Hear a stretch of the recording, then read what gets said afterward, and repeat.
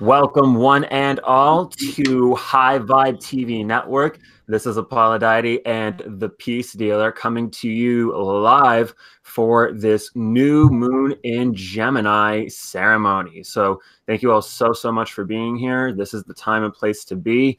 And thank you so much to everyone in the chat watching now. And even if you are watching this recording, thank you so much, because whatever we talk about and whatever ceremony we do is going to be relative, and it will be still applicable even if you're watching this not live. So what's up to everyone? Shout out to Tamara and Spend Smart Live Happy. We are out here. Thank you so much for being here. Nice to meet you, Rachel, by the way. I think this is the first time that I've actually said hi. I'd love to reach out to you on media, by the way. But yeah, this is the right place, Lisa. Thank you to be here. And how are you doing, Michael? Because this is the Gemini new moon. So you are a 20-degree Gemini. So what's going on with you right now? Well, the moon's 19 degrees, and I feel amazing right now. Um, you pulled a card for me before this with the Nine of Swords and then the Six of Wands in the world, and like I had just gotten out of bed, just all Nine of Swords style. Um, I didn't feel Nine of Swords style, but I just like that whole transition from like leaving behind the nine and stepping into glory quite proper. So I'm definitely excited to step into this magical new world. Shout out to you guys in the live chat. I don't necessarily see it in front of me right now, but whoever's commenting, all love and power to you. This is really, I mean, I'm supposed to be the words guy, but I'm quite speechless. I really don't know what to say about any of this. I feel like the reset button may be hit in a bit, but I'm just grateful to be alive. I'll say that. Grateful to be kicking and start this new cycle. Thank y'all for joining us on this new cycle of new moon and full moon ceremonies as well. So yeah, I'm definitely reinventing myself. That's for sure. And how do you feel the 11th house effect for you as a Leo?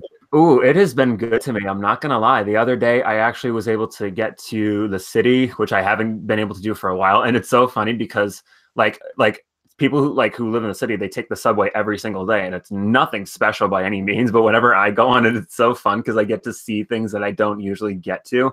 And I'm such I have Jupiter and Sag and my moon and Saturn and Pisces and like my Mercury and Virgo. So I like to see every perspective as much as I can. And so here in the Gemini aspect, where it's very logical and very much so English for us, it's interesting to see how a lot of things are starting to make sense, and how even in the sense truth and intuition, they're two sides of the same coin in many ways, where they don't, yeah, sure, they square, but they don't necessarily conflict. And this is interesting because the mutable signs kind of have this interesting grand cross kind of square, where the cardinal signs and the fixed signs do too, but the mutable energy is so interesting.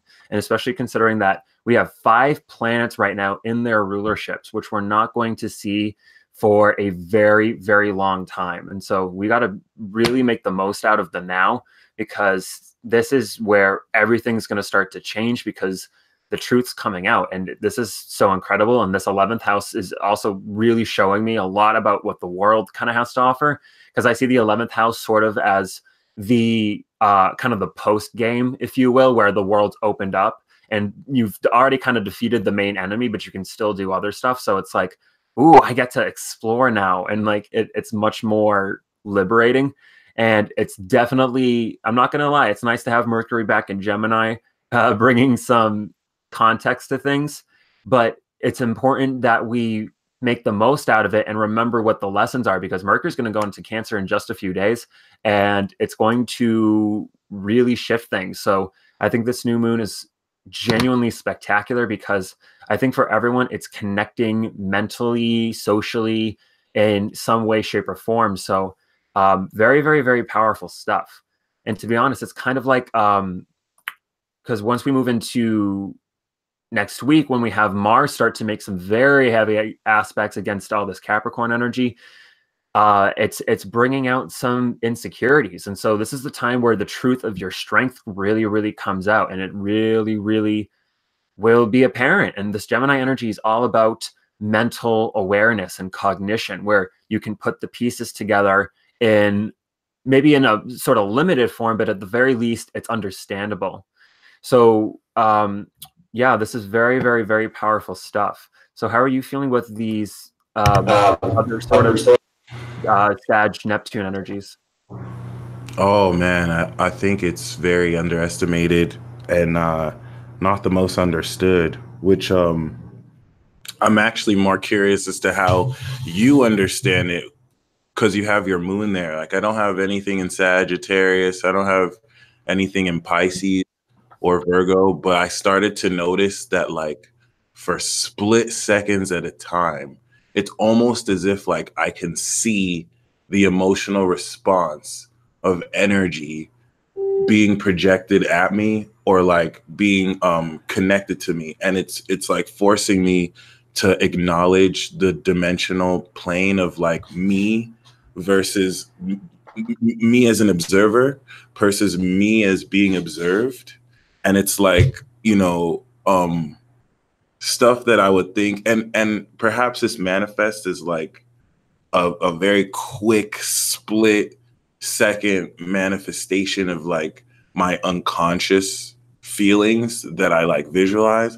But it's almost as if like Jupiter and Pisces are like my eyes, since I like it's helping me understand a little bit how people who can see. But what it feels like is like, once again, like, let's say I was drinking a warm drink, or I was drinking something, and someone didn't necessarily like what I drank. It's almost as if like for a split second I can see their reaction, like their face. And it started to make me realize, I wouldn't have thought anything of it, but just how quick it is. Of course, when dealing with like Pisces or Sagittarius like this, I'm not going to look at that situation and be like, oh, I really saw someone's face, like I'm seeing visions. But it just kind of, it's really making me like now look differently at what I think is, what I think constitutes my experience. And it's humbling me in a sense, because it's making me more aware of like what happens at smaller time intervals. Because I'm pretty sure if I was able to slow down time, I could be aware of whatnot. But I will say it's definitely helping me see the unseen, for sure. And it's crazy because it's not like I just see it. It's like a feeling that there's light shed on it. And ever since like Jupiter went personally past my 7th, and I think for everyone like past Libra, it's like you can now start to sense the psychic dynamic of like energy reacting to your intent, your feelings, your opinions. And I don't know, at first it was kind of like weird, because it's like sharing space with like, it's like sharing space with other energies, and then kind of reminding you that there is no separation, but then still wanting like your own private space, but then realizing what is privacy really. And It's not real. It's not a real thing. Welcome to my life.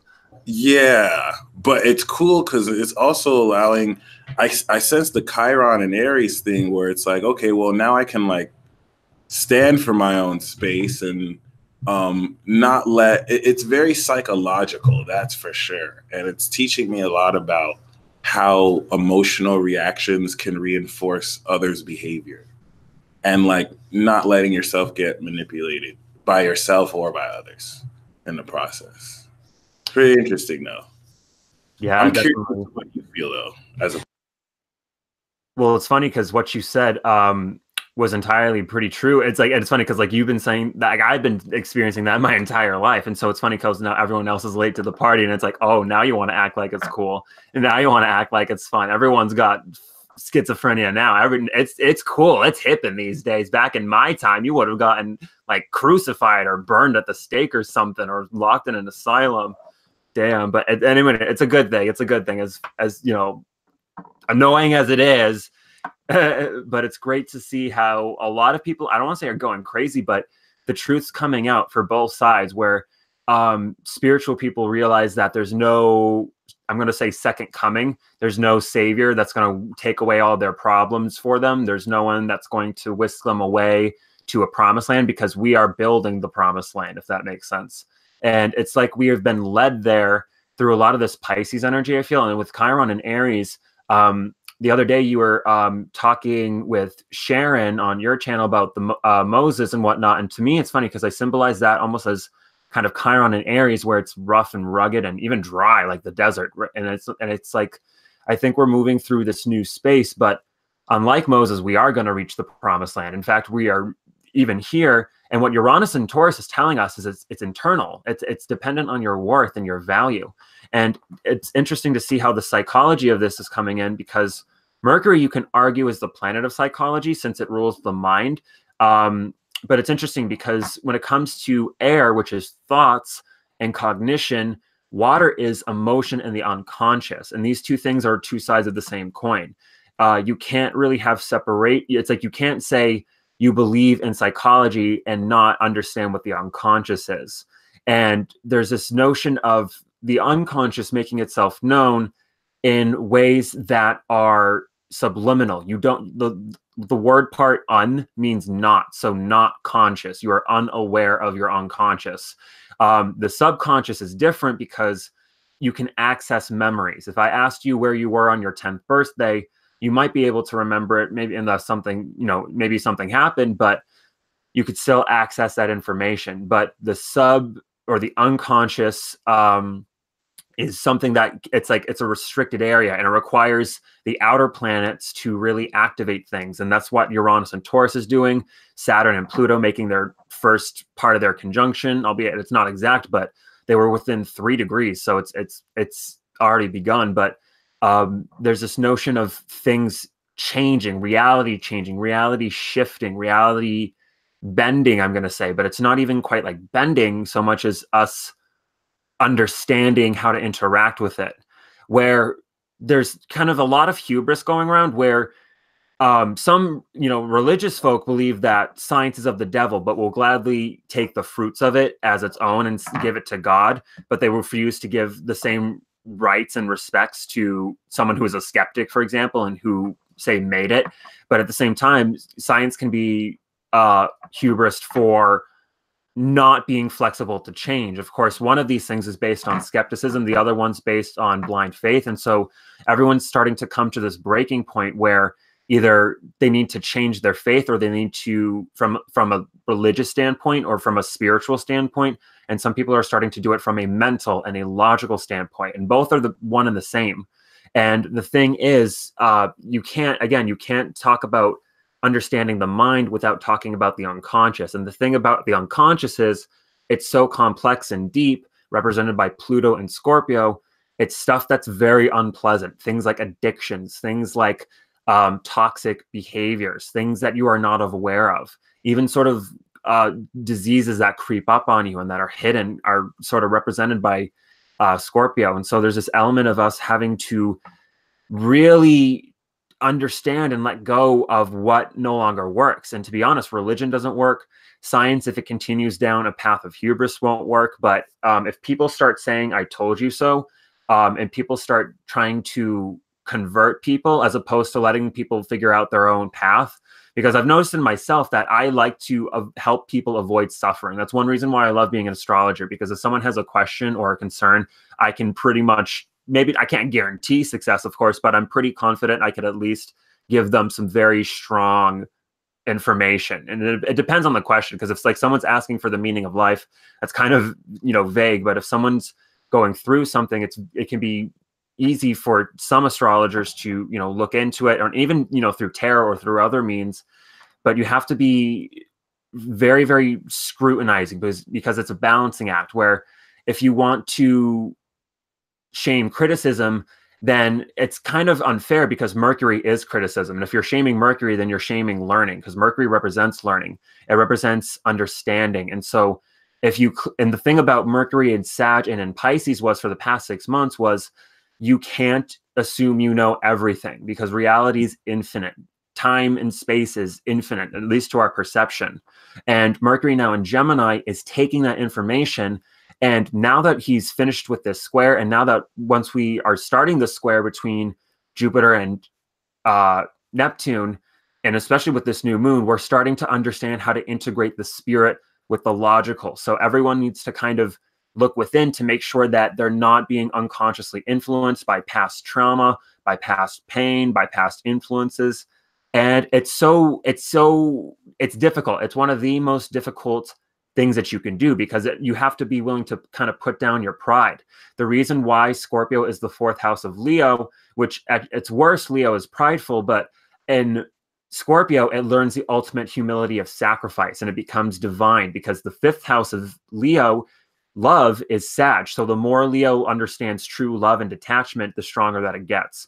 And then, so in this notion collectively, and this applies collectively, we're in this notion where we have to be okay with admitting that we have flaws, that we have pain, that we have triggers, traumas, unconscious biases. There's a lot of people who are really resistant nowadays to the uncomfortable truth of cultural bias. And it's true in every single culture. There's bias throughout the board. And one thing that I think people get misconstrued about science is that it can be discriminatory against spirituality. But the thing is, spirituality kind of was discriminatory against true freedom, I'm going to say, because think back to like the Dark Ages, which was not that long ago, if we want to talk in the grand scheme of things, but there was this notion of control. The religious groups it was a theocracy. There was no open for science. And if you were found studying medicine and biology, you were, I believe, either publicly executed or thrown into jail for the rest of your life. And because the bubonic plague killed people because they didn't know how to combat disease. And so Virgo represents medicine in many ways, which is mercurial. And so people need to be very, very careful, especially with this new age that we're coming into, about, shitting and shaming on science, because we're sitting here on computers made by science. And, with all due respect, if we want to say that's magic, then you can't discriminate against someone who's skeptical who made it because Well, I mean, think about I think what you said is very applicable to anti-vaxxers and people who kind of don't believe in certain tried and true tested measures in favor of conspiracy. And that's not really to demonize anti-vaxxers, because there's two sides to every story. But I 100% agree. Like, it's easy to go on that slope where you're wanting to downplay like years of scientific achievement in favor of, snake oil salesman tactics and like just outright delusion, So totally agree. I love what you broke down about the unconscious as well, and this versus subconscious, which is really interesting. But my bad for interrupting. It's all good. But I mean, yeah, like there's this, and it's bias is a part of the human condition. It is what it is. It can't really be helped, but we must be aware of it. That's why Scorpio and Leo beef, because Scorpio is the shadow that cannot fundamentally exist within the light, because if it was in light, it would be light. It wouldn't be shadow. But it's not the same thing as darkness per se, which is absence of light. It's just that which could not be directly experiencing the light. Likewise, the light can't experience the shadow. And so darkness is kind of to be honest, and like, this is funny how it kind of wove in there, but like, there's no such thing as darkness work. There's shadow work, but not darkness work. Darkness is kind of like this, and ultimately it's from a moralistic, subjective perspective, of course, naturally. But I think when it comes to the unconscious, no one ever sees themselves as the bad guy. And this is how it kind of ties into where when people want to victimize other people, and it's all about if you can understand where your enemy comes from, then you cannot fully hate them per se. And of course, some people, want to, assume certain things. And a lot of people are very, very assumptuous and don't want to truly understand the other perspective. But like all is fair in love and war. Like beef and conflict is inevitable, but when it comes to the unconscious, things get passed down. Pain and trauma gets passed down. The body remembers pain. We clench up when we are fearful. The body wants to defend itself. And when it comes to fear and the fear response in the body, it likes to literally, you know, clench up and fetalize because that's what it feels familiar as. And so I think that, and there's been studies that have shown, and I've looked into it as well, how, for example, they did an experiment with resumes where someone with the same exact resume, they were sent in twice, one with a more European sounding name. The other one was, I believe, a more sort of Hispanic Latin sounding name. And it showed that they preferred the white person despite the fact that it was the exact same resume, like word for word, other than the name. And I think it was like just the first name. So there's a true notion of people wanting to resist their unconscious biases because people want to take it personally. And of course, on the flip side, some people try to make it more personal than what it is, where if it's a systemic problem, it's systemic. And of course, if someone's aware of it and willing to contribute to it, they are obviously part of the problem and should be dealt with. But people need to understand where people come from. And I think that's what it ties into the North Node in Cancer and with Mars here as well, because people are hurting on the inside. You're going to see in moving forward from this new moon, not to make it seem like, you know, bitter or anything, but people are going to be truly expressing their emotions, whether it's through their actions, whether they're aware of it or not.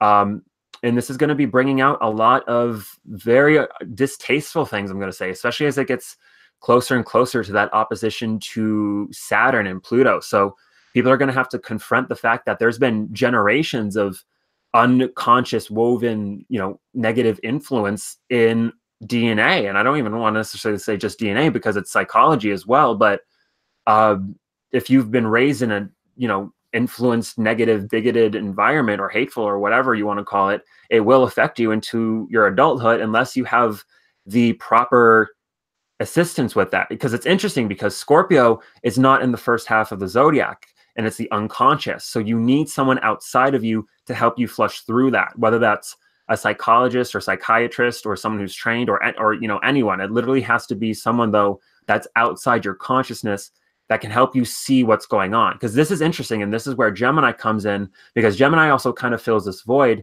because, and it ties into what you were originally saying, how you don't necessarily see it, but you can sort of see the evidence of it. And this is what science is. Science is just understanding the evidence of spirit. But when it comes to the mind, you have to intellectually and objectively understand it in order for you to understand the subjectivity of it. But it's ironic because the human mind is completely and utterly subjective. And of course, it can act objective and use objective information. But when it comes to, you know, the quincunx between Scorpio and Gemini, they don't mix, but they're both relating to the truth.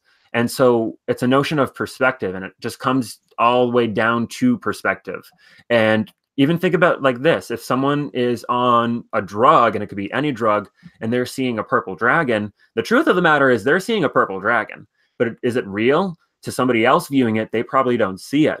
But if then we want to add Pisces into the mix and say, well, it's actually there because he's believing it and imagining it, then it's fundamentally truthfully real, and then it kind of completes itself. So that's kind of a lot to digest. But yeah. Well said, though. Super well said. And that's what, and stuff like this isn't easy to talk about because we're delving into the world of subjectivity. So that's where, you know, with this new moon cycle that is really set to define our reality, it's very significant that there's no Virgo involved. That's not entirely true because these planets are not in constellations. They're really just in imaginary zodiac space. And I won't say, yeah, they're just in zodiacal space. So non-physical. Beautifully said. Beautifully said. Mercury so it's like things. So that exactly, there we go. So there's nothing in Virgo, but there are people who have Virgo energy, right? And just because there's nothing in Virgo doesn't mean that this analytical energy isn't activated, but it's something to keep in mind. Even the way that I'm interpreting this right now isn't really right because it's just based off my perspective. So keep that in mind because it's my belief that while there is objectivity and not everyone believes in that, Perception relatively is ultimately subjective. So keep in mind that with Neptune and Pisces opposite nothing in Virgo in this time, what you're seeing and perceiving is okay to be influenced by your sense of subjectivity. Take, for example, the whole notion of, me hearing and seeing unseen energies that are not physically around me, and having to accept that no matter how real it may feel to me, it's still quite subjective. And then, of course, Apollodite mentioning that as a moon in Pisces, this has been his life for a while. I can definitely get caught up in the details of figuring out how is this real versus having faith in Neptune and Pisces by just believing that it is real, focusing more on why than how. You know what I mean? And not having to understand the answers to how, why, or how, because that's going to come through, which is not the easiest thing to do, really, when you're pacing your experience with wanting to really guide your way forward. So if you can get over that, because the way that we kind of structure our thoughts and opinions,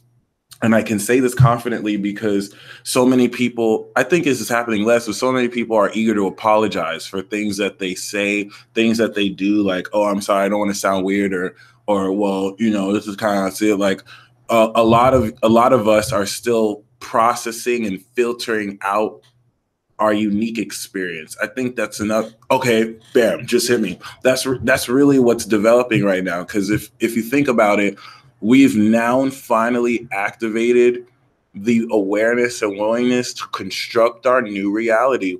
And it's based on these titans that are bridging, of course, Uranus and Taurus, Pluto and Capricorn, and Neptune and Pisces. And all this is going to shift as Neptune goes into Aries, and Uranus in Gemini, and Pluto in Aquarius.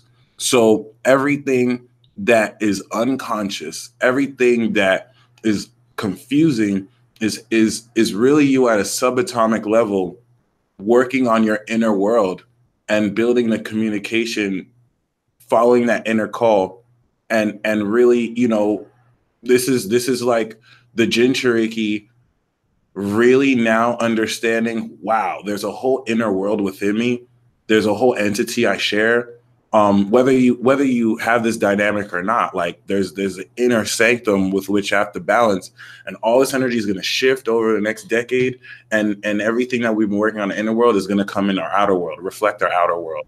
And so there's no rush to this process, but this new moon cycle is giving you an intellectual understanding of how to communicate with this. This is literally the new moon cycle where some of you meet your Zanpakuto for the first time, or some of you, talk to the tailed beast within you for the first time, or some of you get to really see yourself in spirit form. And this is where we take into aspects, facets of your reality that reflect you, that have always been a part of you, that have always been around you, that some of you will see for the first time ever. I say some of you because some of you have always acknowledged this, but have been called crazy or maybe have been misunderstood.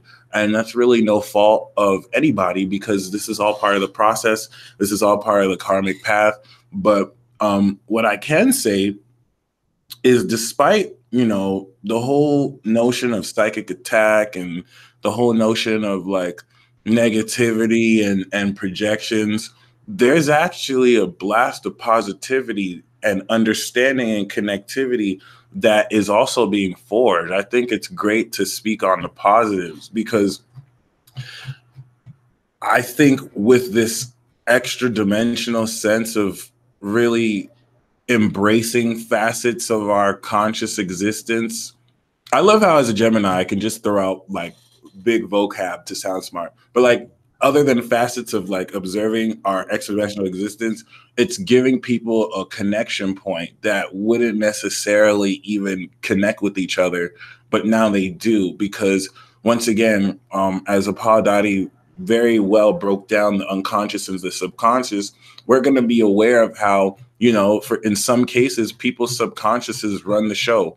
I'm pretty sure you've experienced this your whole life, but it's like sometimes your own body, your own soul can lead the show above your consciousness. And I want to do an experiment on this because I feel this is more applicable to people who have their moon in a higher sign than their sun, where it's like your subconscious is more aware than your conscious, and like you can do stuff without even being conscious that your subconscious is sentient, that your subconscious is communicating with other people's subconsciouses, that it's connecting people in a way that makes this experience less random and more connected. And once again, I sound redundant because I've really been cyclical in everything I'm saying the same thing, but I'm gonna say it again.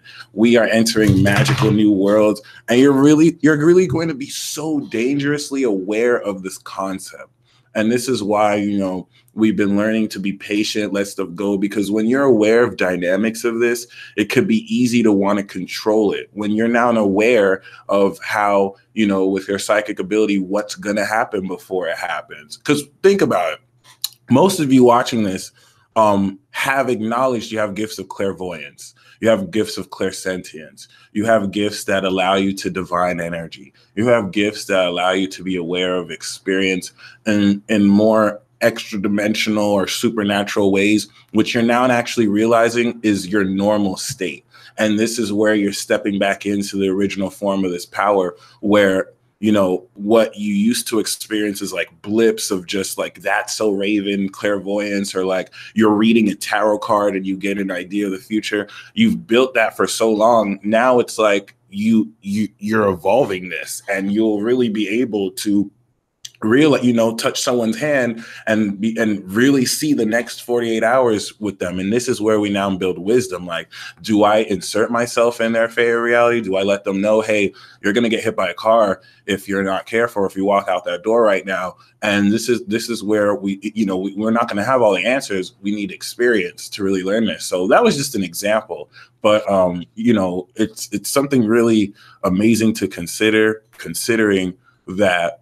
Remember, you know, the best part about this new moon cycle is that it's initiating a new experience. I think that's the hardest thing for me to say, because we're so used to depending on old rules and structure.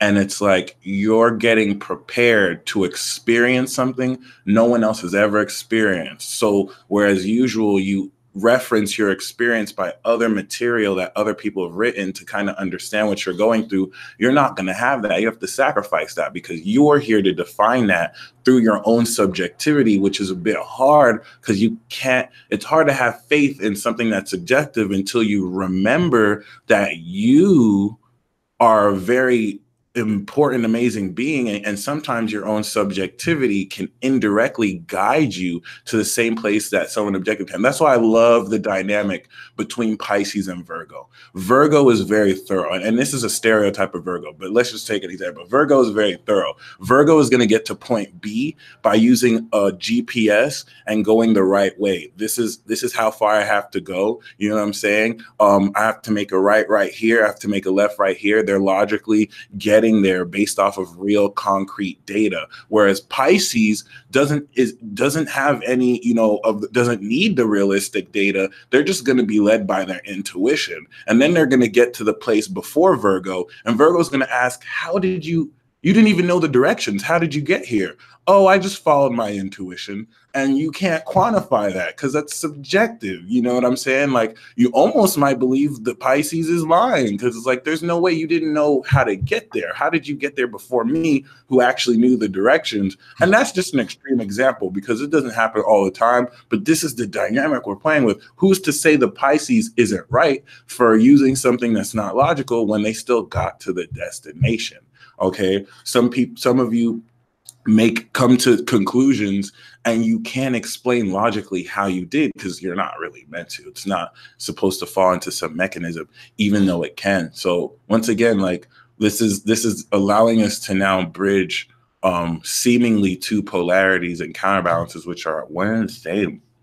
My bad for going all over the place though, but no, right on. That was good. And that was a good example too, because I've, like, there have been times where, like, I've wanted something, or that's not even a good example.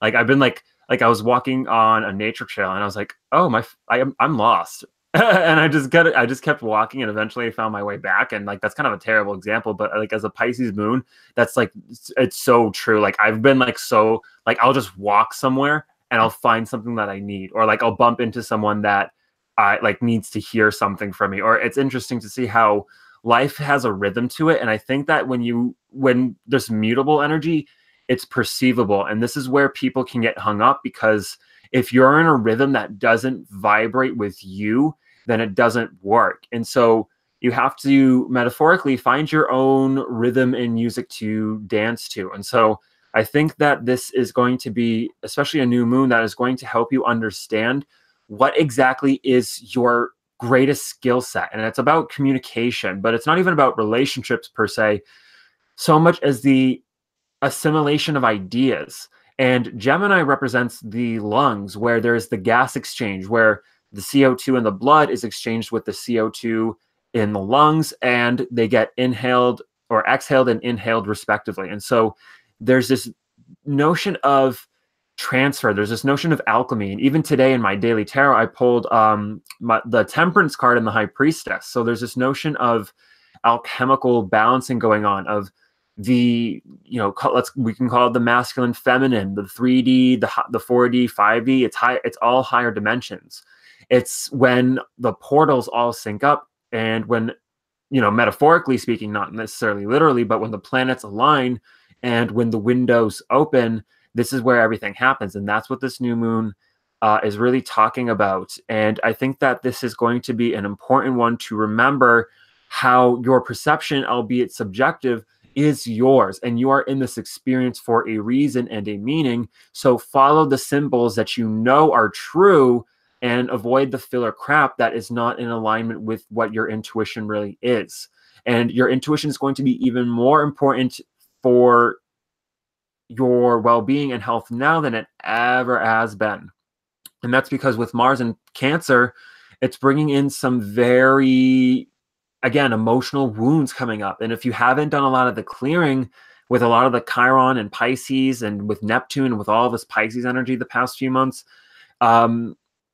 you're in tough luck, kid. I don't know what to tell you. And so I think that this can be a very, very turbulent time if people are not in alignment with their truth, and if they're not in alignment with their message and their vibration and their mental rhythm, because we all have our own personal circadian rhythms, and there's no one right way to live life. Of course, there are some, you know, good, healthy guidelines, but you have to make sure that you are not, at the very least, living and valuing things that are not yours to value. And perception's one thing where, of course, not every perception is comfortable or nice to look at, but it is just one perception of infinite. So don't try to force anything with this mutable energy. With 5 planets immutable, this is very, very flexible energy. And we only have Uranus and Taurus as fixed energy to hold things down. But I mean, with Venus and Taurus and with Saturn and Capricorn, this is really establishing and grounding in so much of what's manifesting. And I can't really stress this enough, because I believe Venus is going to move into Taurus next year, and will, for the last time, actually, excuse me, let me just double check something. Nope, by the time Venus will conjunct, or no, excuse me, not conjunct, but she will trine over to Saturn one more time. Actually, no, she's not. Excuse me. I'm trying to look into the future, but this is the last time that Venus is going to be trining Saturn in Capricorn. And so we have to be willing to really establish what we truly work for and value. Since Venus is the ruler of Taurus, Saturn's the ruler of Capricorn, and since this is the last time that they're trining in their rulerships here, it's about us really not being afraid to plant our roots and to plant seeds that will last for a lifetime. And this is your kingdom. This is your value. This is your worth. This is your sanctuary as well. And so I think that this new moon is giving you the reminder. It's sort of, to be honest, it's kind of like the part in the movie where the sidekick or someone hands the main character your weapon, in this case, your truth, and how do you use that to co-create with your reality based on your perceptions, the thoughts that you engage in, and how do you feel about that? And of course, you can't necessarily control feeling per se, but it's about using it in a way that is allows the emotions to be known and flow, but not allow them to influence you based on action. So definitely don't be afraid to speak your truth, though. This is not the time to pull any punches. We had, past the Mars Uranus conjunction in Aries, we can't really afford to waste any time, and we certainly cannot waste any more energy and focus on things, people, relationships, jobs, situations, thoughts that just simply don't matter and that don't have any value. Because if there is something of high quality, that means there's something of low quality. So, and there's nothing in the thing about life and preferences as well, on a side note, is it's okay to have preference as long as you are aware that it is just your preference. And as long as you're able to understand other people's truths, you'll be good. But even look at the body. It likes to stay at a specific temperature. It has certain functionalities per every organ, and it likes to maintain that. And so there's nothing wrong with you wanting to focus on only the good, but just be aware that there's a duality to everything. And if you're going to engage in good or bad, why not choose the good? And so just be very cautious and aware of negative thinking and people who you're surrounding yourself in, because the psychic sponge energy is off the charts. People are picking up shit that's not even theirs, emotionally, psychically, mentally, because when something influences your soul or your spirit, it will influence your mind, and therefore it will influence your body. And of course, if something influences your body, because for example, like if, God forbid, if someone like stabbed you, like that's not a pleasant feeling, and like your soul's not going to really enjoy that, right? Or at the very least, you won't enjoy that, and it's not going to feel like it's certainly enjoyable. So just be aware that bad things do happen because there is good, and there's nothing wrong with wanting to detach from good or bad labels, nor is there anything bad with attaching to them, but understanding what they are and where they come from. So there's a lot of hermetic back and forth themes going on. And I mean, to be fair, we do have 3 mutable planets in their rulership. So we're just trying to let the dust settle where it is. But this new one, I think, is genuinely giving us the freedom and the opportunity to genuinely see and start to logically understand how it's all playing out. And it's even better because like with this Gemini energy, we're discerning what experiences are, and it's giving you a newer understanding. Wind style, blow it away, no jutsu. It's giving you an understanding of how to really experience stuff that you've always kind of experienced, but can now see differently. For example, do you see this right now as just B in the Nepal deity just breaking down transits to you, or are we taking a part of a grand ceremony? Are we all connecting our energies together? Maybe you've seen this before, but it's going to take stuff that you might have seen mundane and align more of an emotional focus towards where you guide your psychic signature. Because we also have to remember the focal point of this energy is emerging a new awareness, new because of the new moon, and highly intellectual because of Mercury. But what's in front of it, we're being led by our feelings and our psychic senses, which is being guided by Neptune and Pisces, literally intuitively guiding us to the slaughterhouse. Because I mean, it is opposite Pluto. So there's just certain ways of feeling that are going to transform forever. Why? Why is it that certain ways you felt aren't going to be the same? Because now you have a new awareness of how to see certain things, and it's going to really change drastically how you feel about those certain things. So, one thing I think one of the best ways to really understand more as well how to utilize this, once again, like this is really a snapshot of redefining what experiences are. And then we're going to have the Virgo new moon and look into how bridging in 3 months of what we've uncovered. And then we're going to go into Sagittarius and really uncover the meaning of what to make of this, step out the 2020 portal and move into the final eclipse. So we're all getting prepared for incredible power bestowal. You know what I'm saying? The whole notion of supernatural power being imprinted in the deepest part of your core, developing a greater energy signature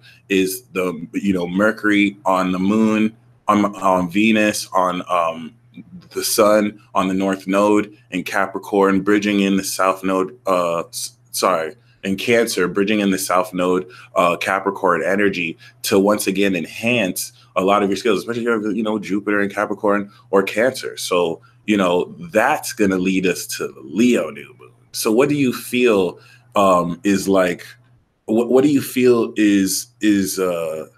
how do I even word this? Like what, or how do you feel is really this process of preparing us for these next two new moons? Because this is definitely a transition point, but stepping into the intensity of Cancer, which Mars and Mercury is catching up to right now. In fact, if I look, Mercury is 28 degrees. It's really about to leave over the next couple of days. So what do you feel about these shifts, and what do you expect the Leo energy to be like, and how do we prepare from now?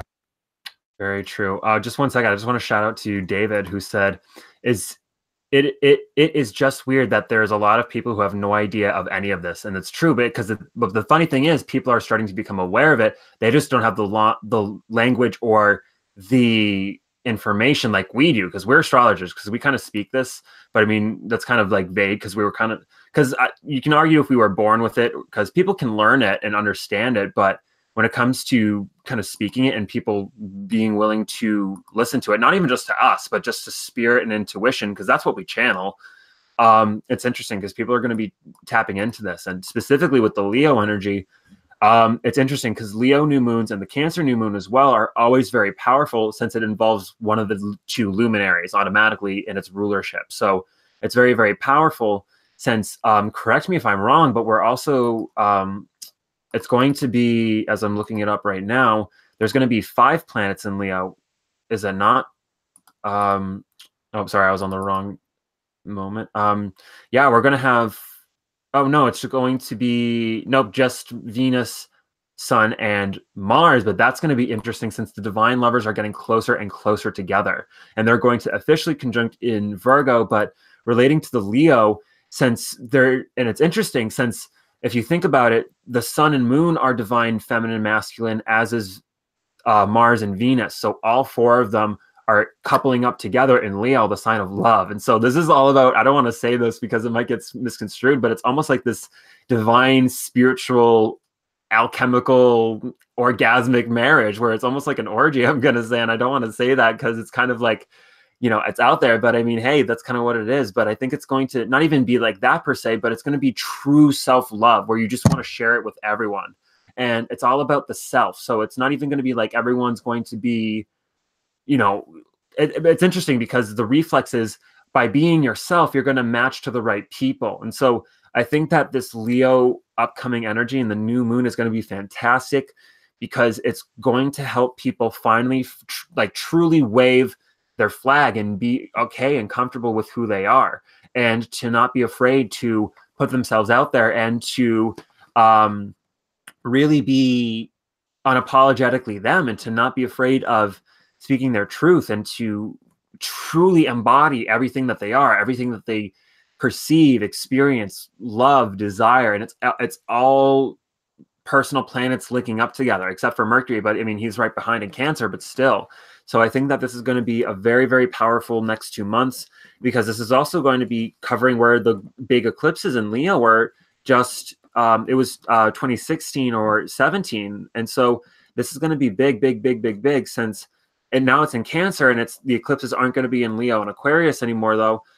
It's still talking about us truly living in our freedom, because once we move into Pluto, Saturn, and Aqua, and then Jupiter and Aqua too, that's what's going to be sort of like the part 2 of this. Because if you think about it, all of these planets are outer, opposing all of the inner planets moving through Leo. So this is big, big, big, big, big, because this is where you're going to have to defend yourself against potential enemy agents, I'm going to say. And it's not, I hate saying that people have enemies, but it's because it's all subjective ultimately, if you want to get, nitpicky. But you know, and you talked on this as well, but people can be influenced, and this ties into the unconscious because people are being influenced without their awareness and without their consent.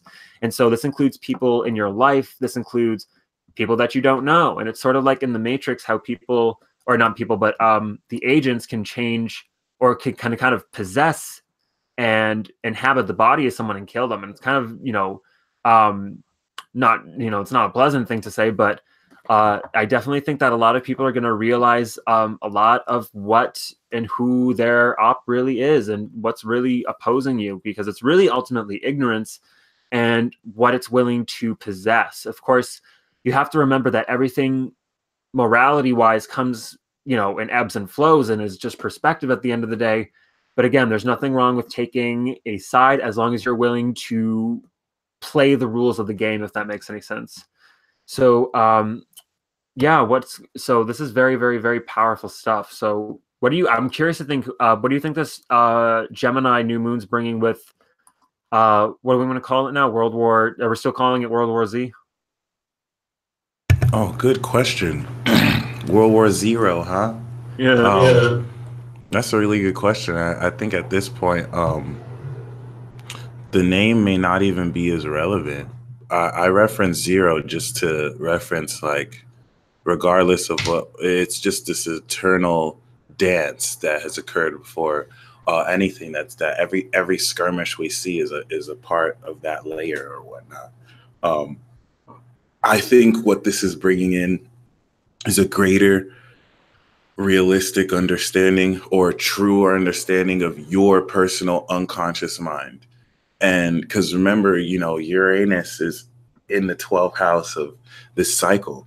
So it's going to revolutionize your understanding of your own unconscious and subconscious. It's going to shed light and transform your relationship with this unconscious force. And once again, it's going to redefine what you make sense of experiences.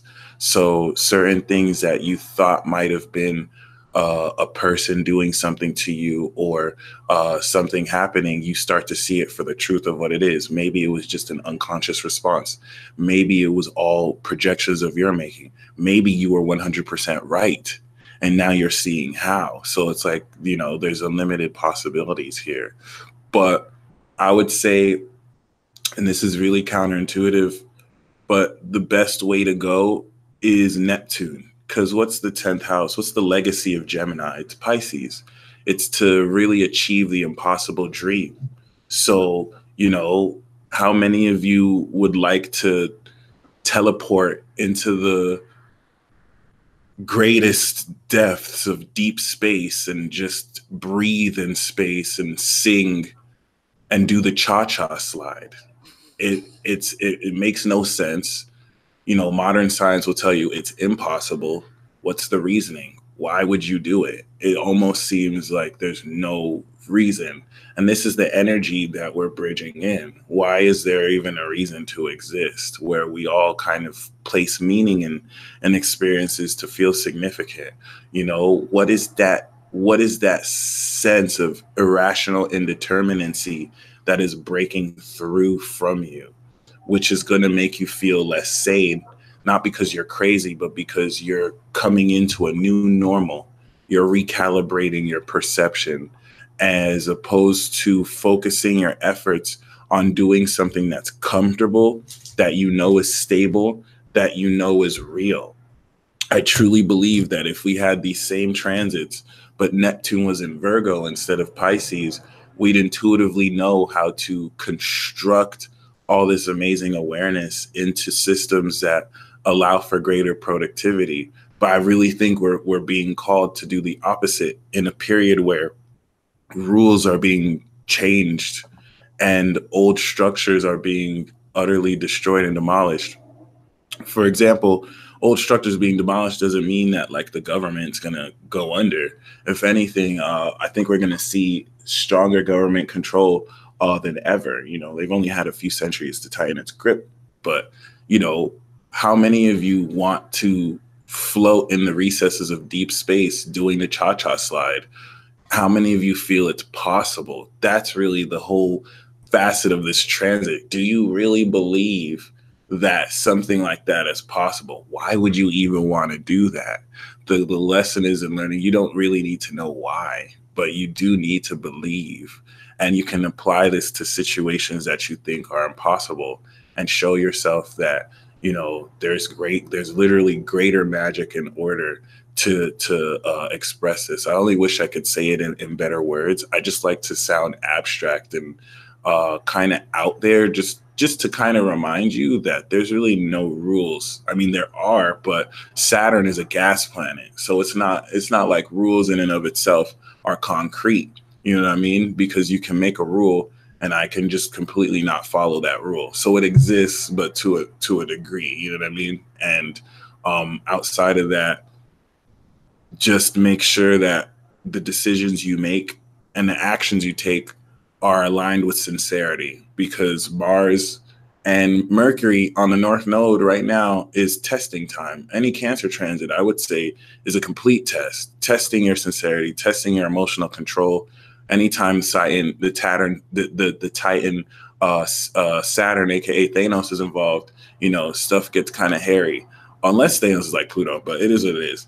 And yeah, other than that, you know, really excited. We uncovered so many topics. It doesn't really mean that it all has to be uncovered now. This is just the beginning of a greater adventure. I wouldn't even call it a new adventure, but a greater journey and adventure. Here's a card I would like to show right now. You have the whole dynamic of Four of Cups and the Knight of Cups. And it's like you literally see a whole Pegasus flying with a cup towards the four. And it's like, what is the whole notion? This is inherently Piscean. It's like, how is a cup going to come out of nowhere with a flying horse?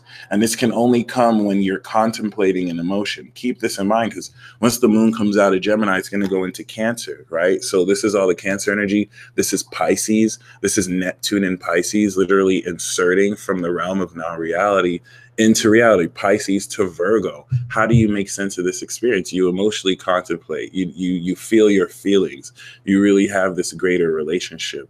But once again, this is definitely going to make you more aware of unconscious dynamics.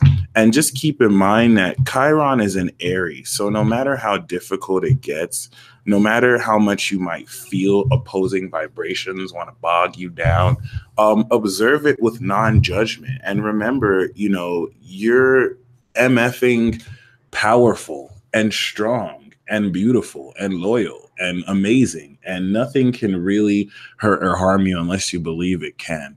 I say that because now Chiron is in a warrior sign like Aries. You will get militant, as true as it's square in Capricorn. You will get militant about standing up for your own expression, standing up for you, owning up to your own mistakes and responsibility, but not letting people tear you down because of past events, which is key, because the best way the dark forces work is guilt.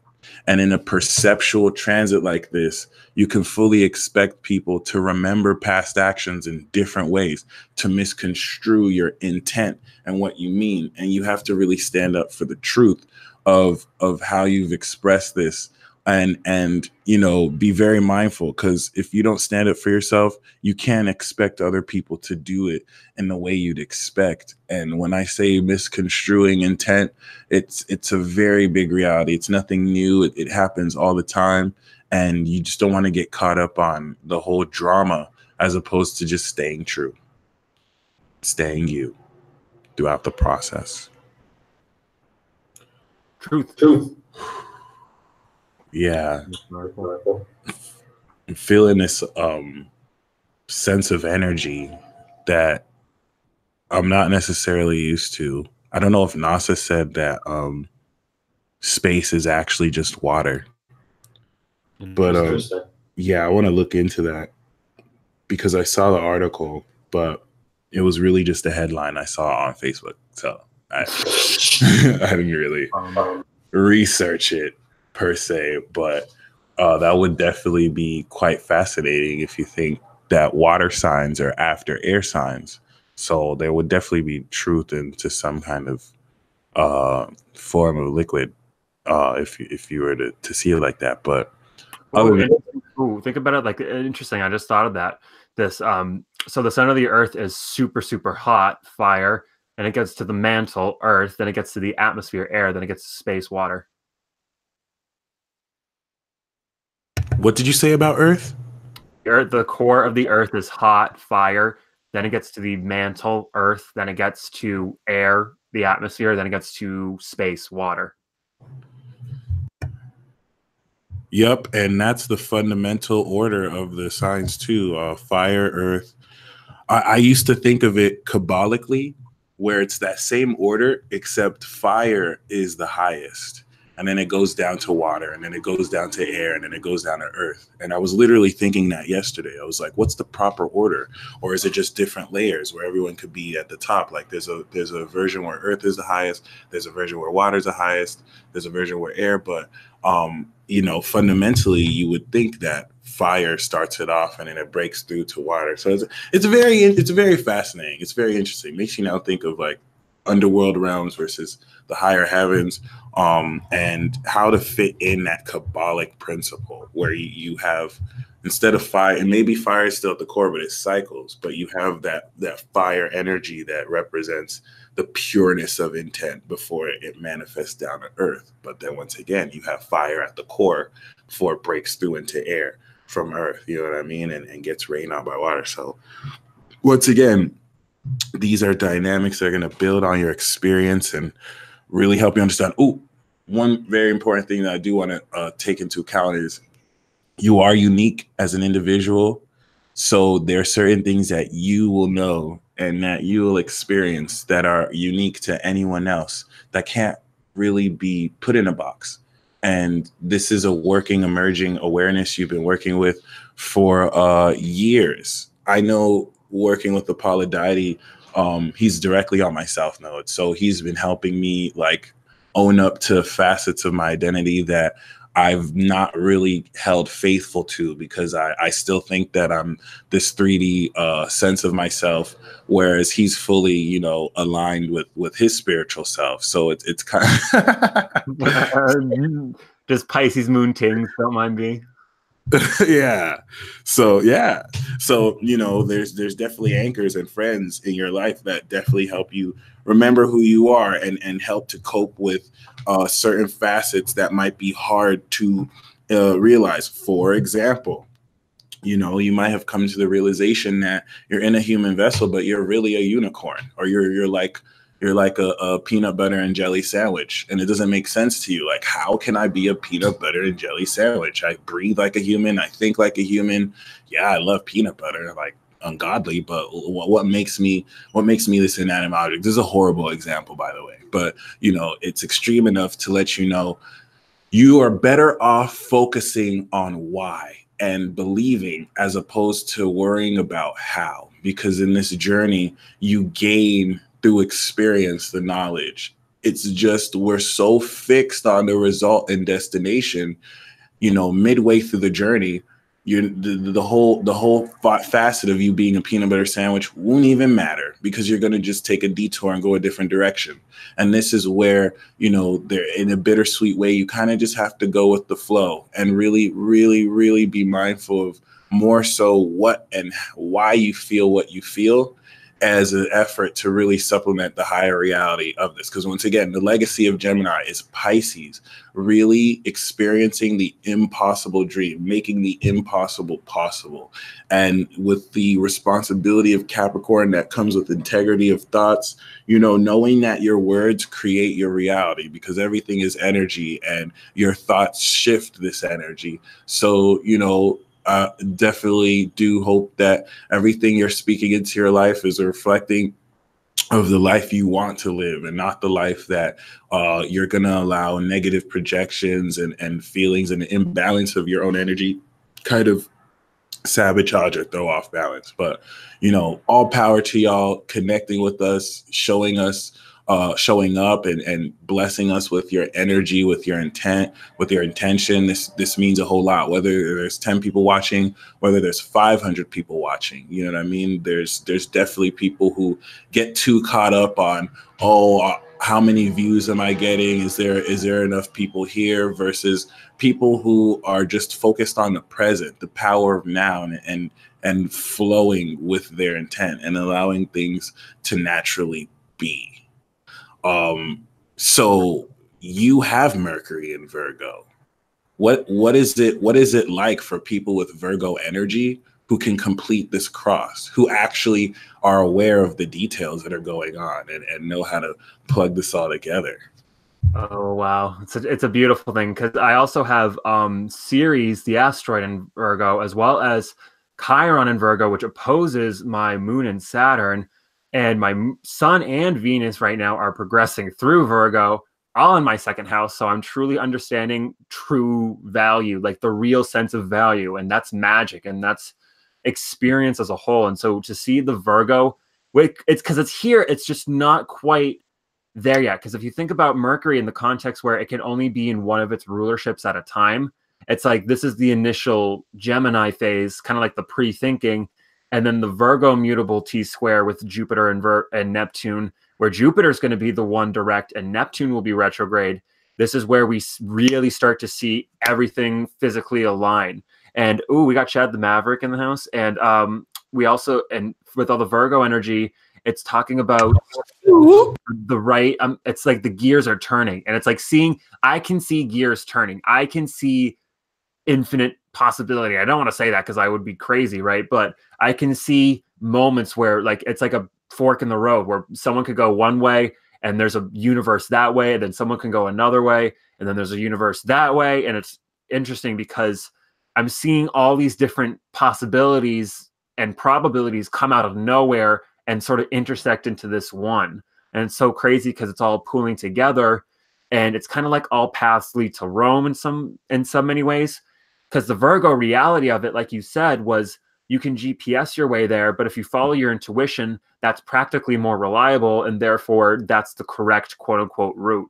Because Virgo doesn't believe in right or wrong, it believes in correct or incorrect, where 2 + 2 = 4, but if Pisces gets 5, then there's that conflict because it's not technically correct, at least not in this universe, if we want to, talk like that. But sometimes 2 + 2 does equal 5. And so when Virgo has to kind of figure it out, it creates conflict. But Gemini it's interesting because the Gemini energy is bringing in this sense of understanding, but it's not quite fully there. But the Virgo in me is seeing how everything is starting to arrange itself. It's like seeing how certain time events just kind of play out. And it's so interesting to see how even people I understand you, Virgo. Now I give you my love and support, Virgo, because the reason why Virgo tells people to be better all the time is because you can avoid suffering based on your perception. And Virgo kind of understands how the choices and the decisions and the lifestyle that you live can yield to your health or your lack of health. And so it's interesting because this Gemini energy is going to help people realize like they need to change their lives. They need to change their lifestyles, and they need to value their lives that they live, because some people are miserable. And it's like, okay, if you're going to, kill your spirit and kill your soul, then you're going to be a slave to the system. You're going to be a slave to Saturn, and it's not going to be pretty. And I think that it's interesting because it's like, if you don't have a purpose, someone will find one for you. And Pisces, of course, you can say doesn't have a purpose, but it actually has the biggest purpose of all. And so it's interesting to see how all of these, and with Jupiter here in Sag, just talking about the meaning of it all.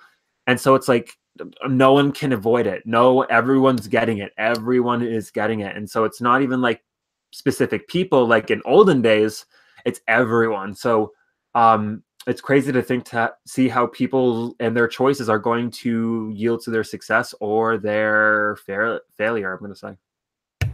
Also, I forgot to mention, you watching this right now, you're becoming richer. You're literally manifesting stacks, Cardi B stacks. Like, I really do hope and this is inherently tied to your sense of worth and self-value. If you truly understand that you are a valuable being that deserves love, you are reigning in cash, resources, and funds right now. Venus is directly trining as we speak Pluto and Saturn retrograde, and this from Venus to Taurus to Venus and Virgo, where Venus in Virgo is going to catch up to Mars, you're literally coming and drawing in this potential. So, you know, you rich, you obscenely rich, you're dripping in swag. I really want each and every of you to just feel yourself rating, like just cash rating down. It doesn't have to be cash because the Taurus is just value, whatever you find valuable. Just spend the rest of the day, you know, really feeling this. And now, once again, this is the whole mechanism of magic. You know what I mean? What is your augmented reality? Think of Gemini as your awareness, and then Jupiter in Sagittarius as like the vision that is guiding your awareness, and then Neptune in Pisces being the augmented reality that incorporates your fantasy and imagination with your reality to really augment your experience.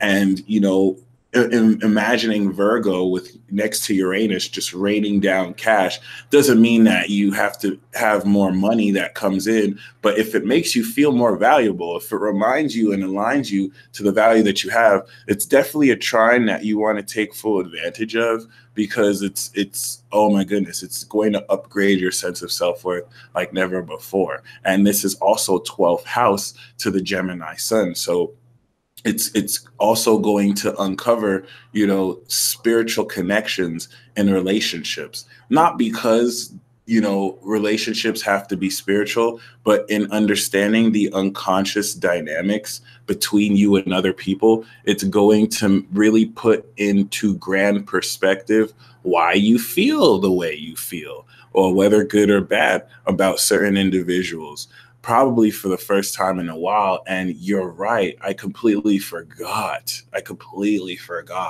I spoke of Saturn being in Capricorn, Jupiter being in Sag, Neptune in Pisces, and Mercury in Gemini, but Venus is in Taurus. So it is 5 rulers in their planets. And you know, this is a very special time. What are the odds that we have a new moon cycle with 5 planets in their rulership? This really lets me know that it's going down, and it's definitely ready to reset your awareness, and not really just reset your perception and perceptual awareness, but add the equation of you in. What is a certain way right now you can make your experience unique? One that you've already been doing, one that you can implement right now in an effort to not necessarily just make it more yours, but make it more unique to you. Okay. For example, I can go through the rest of the day just imagining I have a unicorn horn on my forehead. And doing that versus just not doing that will drastically alter my day. Even if I don't tell anyone that I have a unicorn horn on my head, they might crack a joke and be like, "What's up? You're a unicorn." And it's like, wow, my own thinking kind of manifested that. Totally, once again, I'm throwing the most abstract, extreme examples just to kind of like guide the direction here, but be very mindful with Venus trining Saturn and Pluto. It's opening up the doorway for you to now step into the quantum level of resources that you want to have in order to manifest your reality. What would you do with those resources? Because the danger here, 12th house to Gemini, is being too stingy, being too hedonistic, getting these resources and spending it all frivolously, because the opportunity will be there and it's testing season. So how are you going to be tested? If someone were to give you $1 million right now, and would you see that as an opportunity to feel like I've made it? Or would you see that as, all right, time to get to work and you know, triple this income and you know, get this ROI crack? Amen. Why have a bag for now when you can have bags for life? And so I think that this is really going to be truly an abundant new moon. And I want to thank you all for being here as well. We got a fantastic crowd out here. I'm feeling the love, feeling the vibes.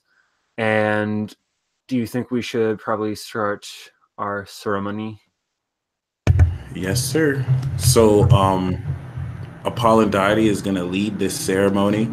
And thankfully, being that the moon is currently on my sun right now, thankfully, I have the honor and privilege of being a conduit for you all. So, energy that he's going to be drawing on, my spirit will hold space for to truly connect. So, you watching this, I give you permission to fully connect to my energy.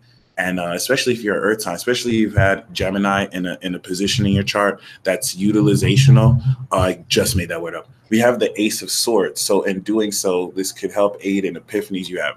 I'm giving you full permission to call on my energy, to connect with my energy, and to draw from my energy as Apadati leads us. You want to think and know that with this ceremony, what we're triggering is a greater perceptual awareness and of what's coming through, and the summoning of this epiphany, this victory. Each and every single one of you are going to be gifted, because a Newman is a gift, with this sword of truth that and love those cards. Oh, the sword of truth that's going to really slash away at all illusions and falsity and guide you towards, the sun that is really meant to enlighten your world as well as change your situation. And it's all based on your intent. And also it's meant to activate, greater supernatural awareness of your already potent supernatural power. Before we move, because I'm a Gemini, I just have to talk more than I have to. During this, I want you to focus on intuitive gifts and abilities that you are proud of honing. What are gifts and abilities that you're ready to take to the next level? Are you a great channeler? Great. Well, now let's move this to where instead of just channeling the source, you're able to transform to the whole fullness of the source. And instead of channel, become it. If you're great at being intuitive or clairvoyant, okay, now let's move. You're ready to upgrade from just seeing visions to fully tapping your mind into the whole space to see infinity in full. And this is really more so the accelerating potential of this era. So if you're here, it's for a reason. Congratulations. This is really a disclaimer, because I'm going to open up my space for the moon in Gemini to alchemically, like literally, if you think about the moon, it's receptivity, it's drawing from, it's on my sun right now. So you can use my spirit as a focal point to draw from this energy, and it's being led by a Pisces moon with the Leo sun. So the way he's going to direct the energy will stir up energy within you and with all of us.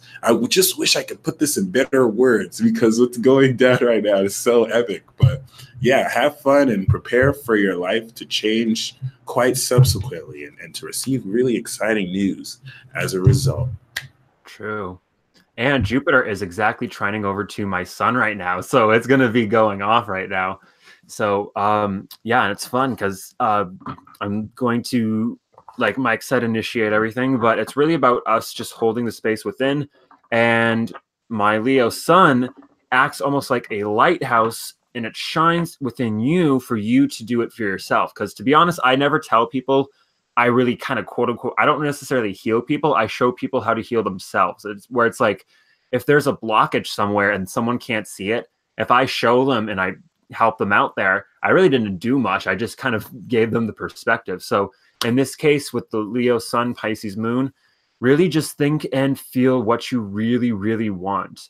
And since this is Gemini energy that we're playing with, definitely keep it in your mind's eye and breathe, because Gemini does rule the lungs, and air quality links with mental quality, and studies have shown this.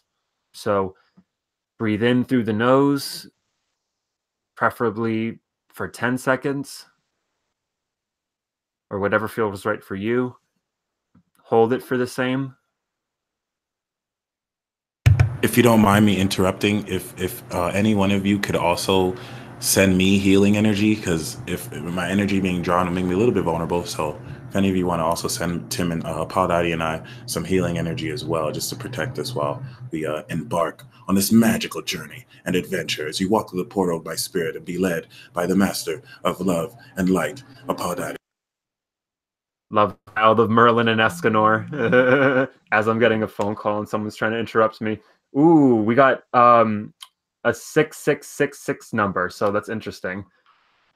So yes, as we will give some healing energy to our dear sweet Archangel Michael, as we surround him with a beautiful golden light and aura, Look at him, all beautiful and shite. There he is, all radiant. So as we continue to breathe in for the same amount of time, holding it and then exhaling it, find what works for you. And since this is Gemini, it's not even necessarily about stopping thoughts so much as just coordinating them in a way that yields to your abundance. So really picture and imagine in your head what it is that you really, really want. What is your truth more so? Don't think about the life that you want to live. Think of the life that you are already living in. And that's what magic represents. A wizard in Harry Potter doesn't need to think about magic, they just do it. And so all you have to do is remind yourself that you have the skills, you have the ability. You would not be here to learn about magic and teleportation and flying if you were not meant to do so. And so this is the time where this really starts to get integrated, and it's not going to be as sci-fi or spiritual, quote unquote, or superstitial, I should say, as it seems. And so really just embrace the fact that life is going to be changing forever, and it's always, always, always based on your perception. But trust me, this new moon is going to connect you mentally to the right way of thinking that will help you lead to the best life possible.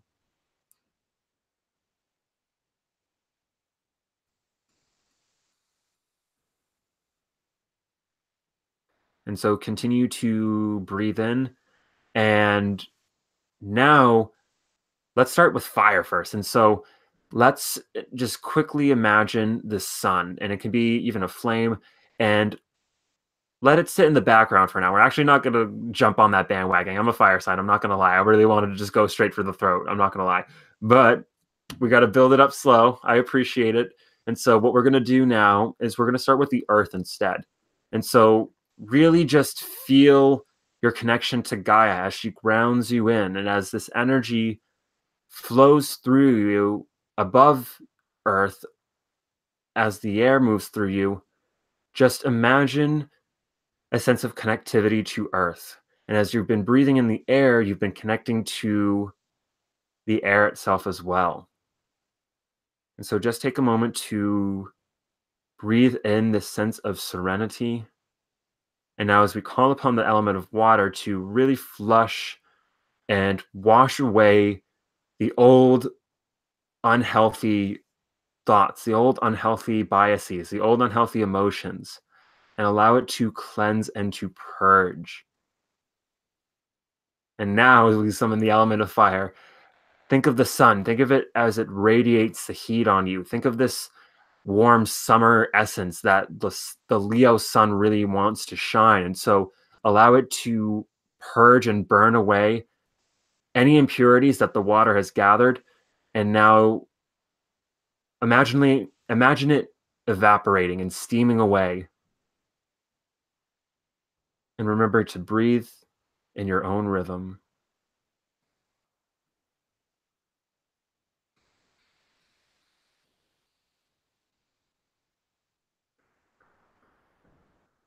Alrighty, it's all up to you now.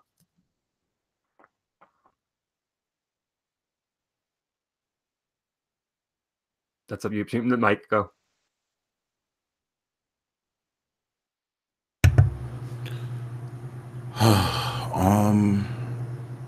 I would actually request that for now you sit in silence for a minute or two and just examine what thoughts come up now that your energy has been primed. Whether it's a myriad of thoughts or whether it's a small inner voice, breathe in your intention, breathe out gratitude, and just for the next 30 seconds, just examine what thoughts are in your energy.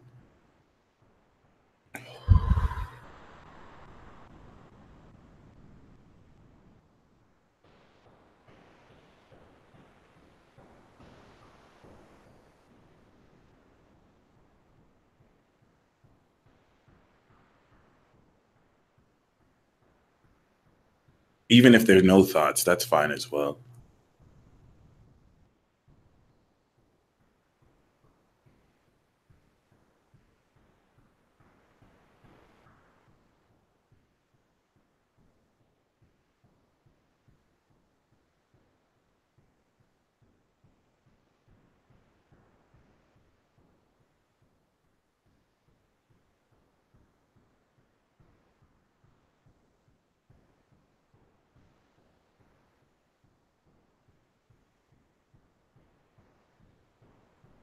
So you're welcome to continue doing so.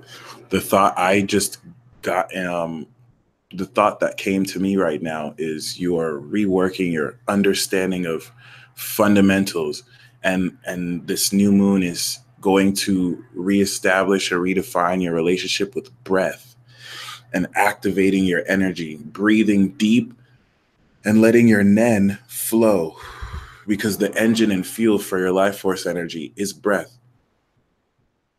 And as you redefine the fundamental forces that make up your conscious reality, specifically your identity, your values, your ideas, and your feelings, Aries, Taurus, Gemini, and Cancer, you are ready to unlock completely and totally your true potential.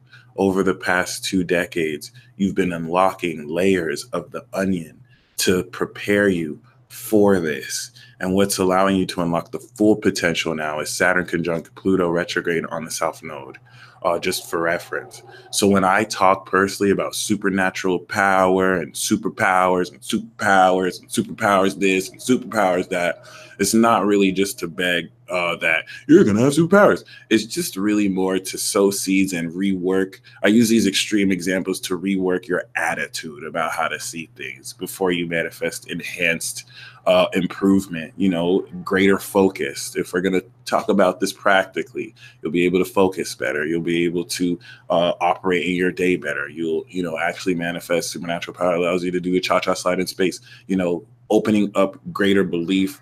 And nothing too complex. Just focus on your breath, really rework your relationship with your breath, and have fun.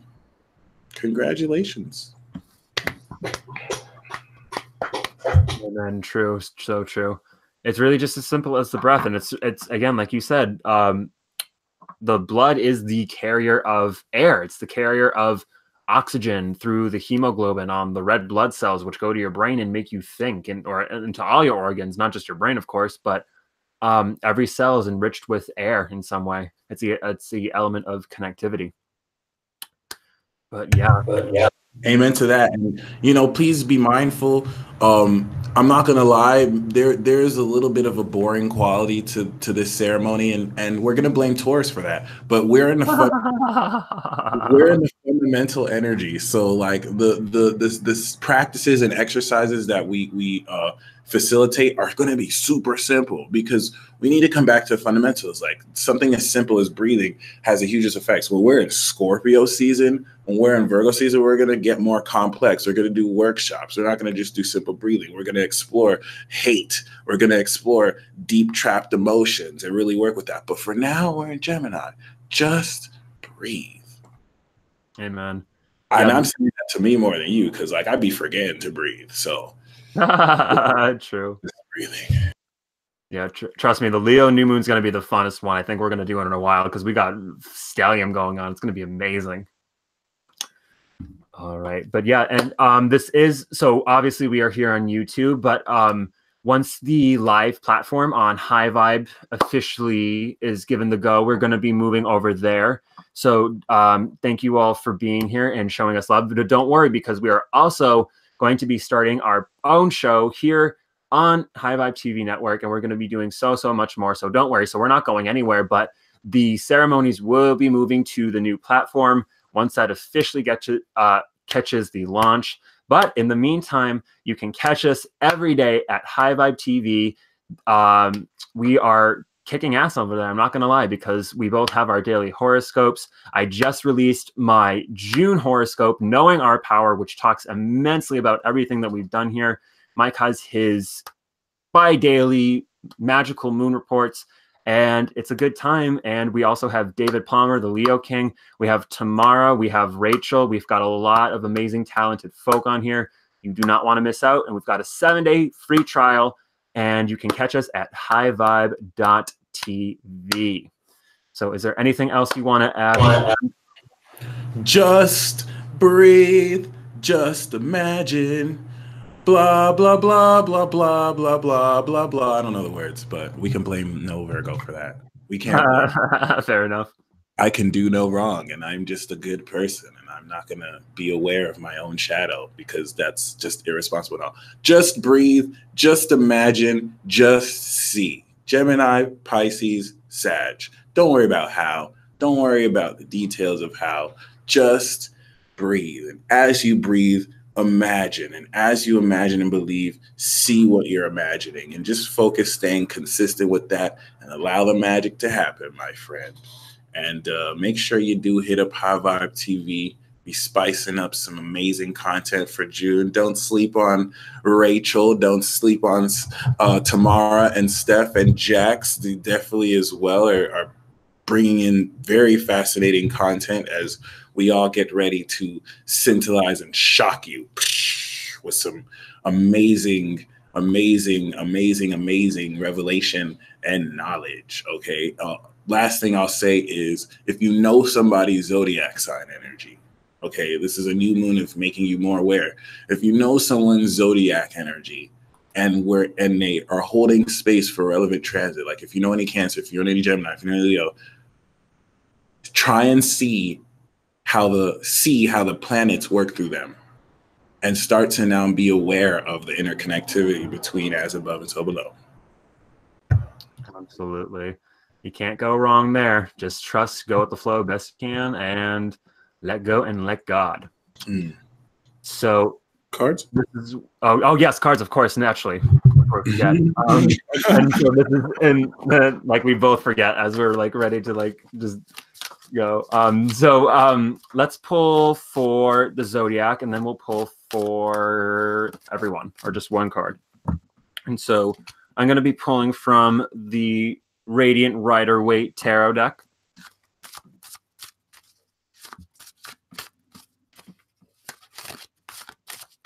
And what deck is Michael pulling from?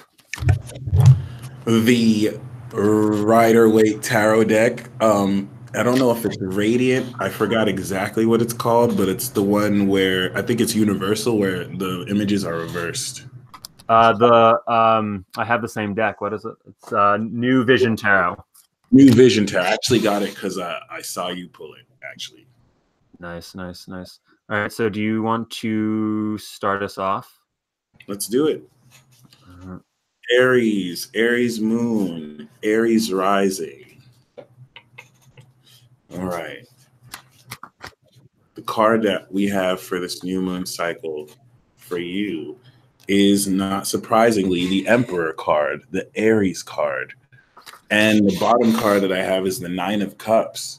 So you are owning your power more so than before. You are establishing your authority, and it's gearing you to step into satisfaction because you manifest everything you've wanted. Nice. And so the card I have for Aries is the Hierophant, which was funny because this was the first card that came out. And so for Aries, I think this is you starting your new traditions and you fully stepping into your greatest power. And interesting because I'm kind of matching him right now. I live. And so I really think that this is Aries really coming to an important foundation and grounding point. So you might have to take a little bit more responsibility than you're used to, but it will yield to eternal success. Taurus moon, Taurus rising.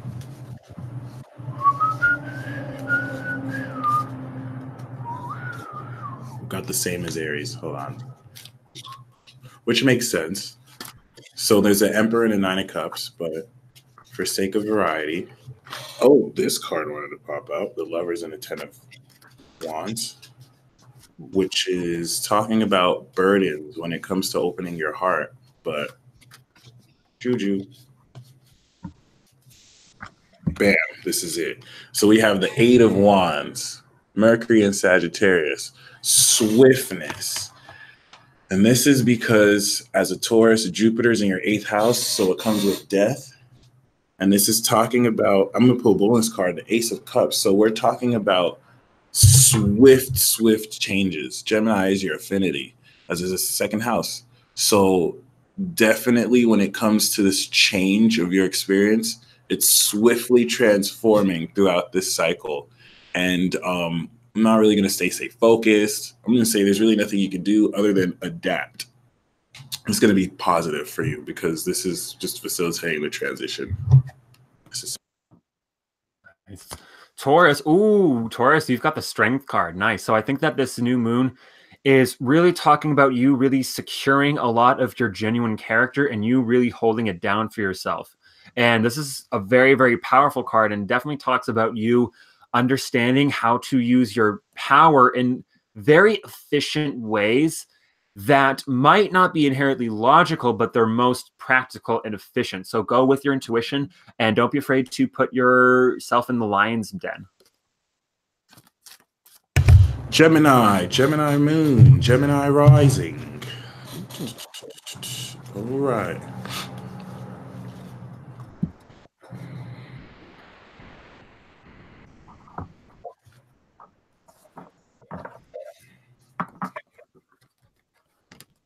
So we have the Lovers card, right? Which is you, stimulation, and marrying your mind and your heart. And it comes with the Five of Swords. Originally, I got the Empress and the Page of Wands, so you're going to receive very exciting news. But the Lovers and the Five of Swords is directly confronting the energy that gets in the way of your mind wanting to connect. It's like you want to connect regardless of romantically or not, but there's a scattered mind in play. So this is going to bring conflict resolution as a result and really help you connect with people who perhaps unconsciously or subconsciously there was a blockage, maybe because of aspects of you that might have sabotaged it or vice versa. Interesting, because we also have the Fool card and the Knight of Swords, so 2 Gemini cards. So I think this is you coming into a new chapter, new journey, and I think you want to make sure that you have all the info before you jump off the cliff. Not because it's a wrong thing to do, but you might need something before you do. Like you might need your sword. Like this guy's probably handing you the sword, so make sure you get the info before you jump. But don't be afraid to take the opportunity when it arrives. And happy new moon, kids. Cancer, Cancer moon, Cancer adventure time. I like that. Cancer, Cancer moon, Cancer rising.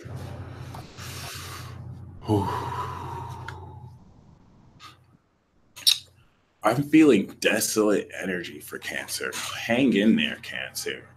Don't let these people gaslight you to death because you're way better than that. That doesn't mean you're desolate, by the way, but it's just like the energy I feel for Cancer is like a nurse in a hospital where like almost all the patients are dying and you only have so much power to heal others. So don't take it personally, okay? And we have the Magician. You are fully realizing your potential this new moon, and it's coming with the Hierophant. So this is like a new magical system. This is like, I don't really watch Black Clover, but the Magic Emperor. So you're fully realizing your abilities and talents. You're fully manifesting your desires.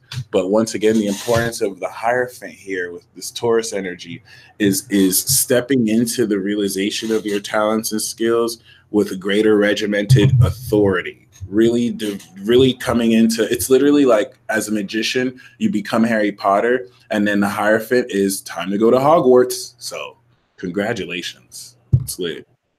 Ooh, and to complement that, you got the Ace of Wands, Cancer, so it's happening now. So definitely when you see Hagrid coming to take you away from your abusive aunt, take the opportunity when you get it, because why would you ever want to stay where you're at if it's unpleasant? And if you're in a good place, this is talking about you creating even more happiness for yourself. So don't be afraid to go forward, but it is a wand, so it will require some action, but actions always lead to reward if you're following your intuition.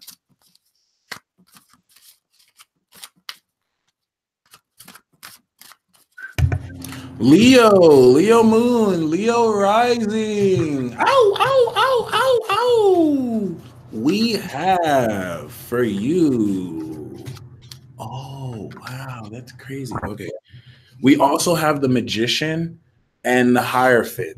Okay. Normally I would reshuffle the card, but this applies directly to you. I'm taking a hoodoo course, a 6-week hoodoo course that starts this week. And it's literally about teaching you a system of magic. The teacher of this course is a Leo. So it's almost as if like you know, you're stepping into this hierophant position. And for you, Leo, whereas Cancer is stepping into this, it's almost as if like you're Dumbledore. It's like Yes. you're leading your own system of magic that you're going to really teach, kind of like that. And yeah. Awesome. I live. Dumbledore is a Leo actually in lore too, funny enough. But for Leos, we actually also have the Eight of Cups. So I feel like this is us, because if you looked at the Hierophant card, he's also wearing red.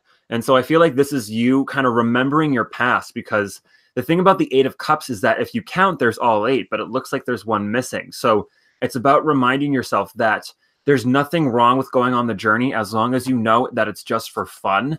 And this is kind of tying in with the life's about the destination. Not about the destination, but about the journey. And there's nothing wrong with wanting to get to the destination, because that's the motivation. But for Leos, I think this is you reminding yourself that it's up to you to leave the old storylines in the past. Don't be afraid to move on and move forward, because I don't want to say there's nothing behind for you, but I mean, there's nothing really behind for you, but there's so much right in front of you.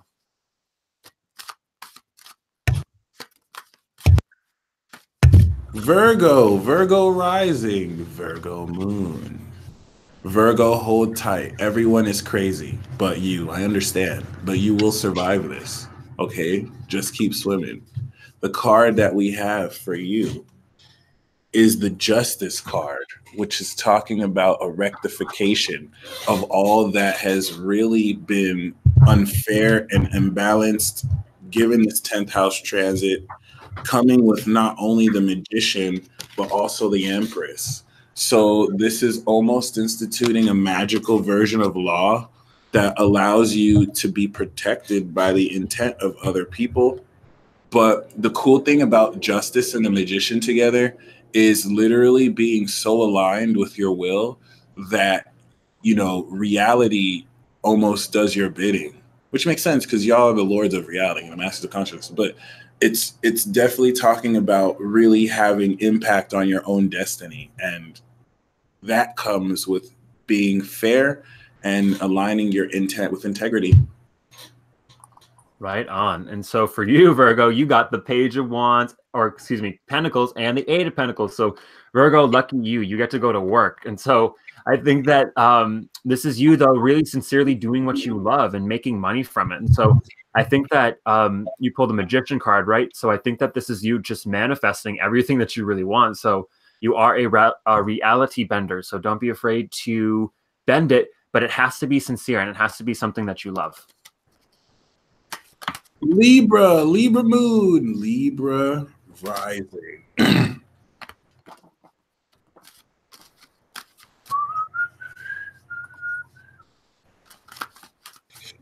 We have the Page of Cups, and it comes with the King of Swords, which is highly seemingly contradictory, as it's almost urging for you to dive deep into your emotions and allow yourself to feel love, as irrational as it may be, but then still be objective and be impartial.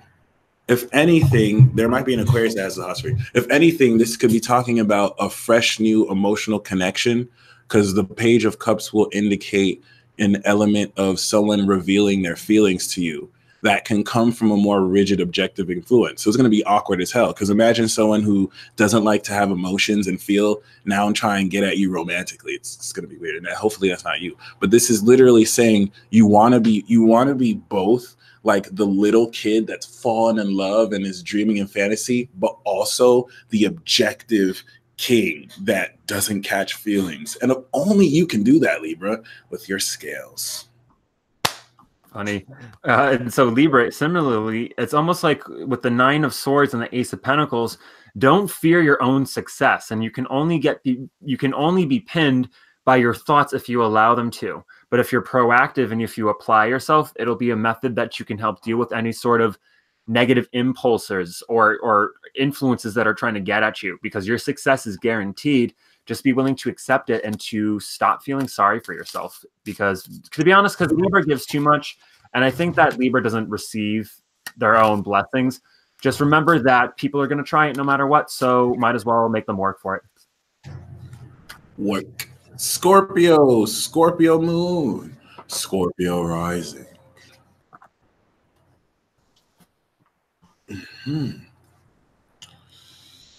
How did I know?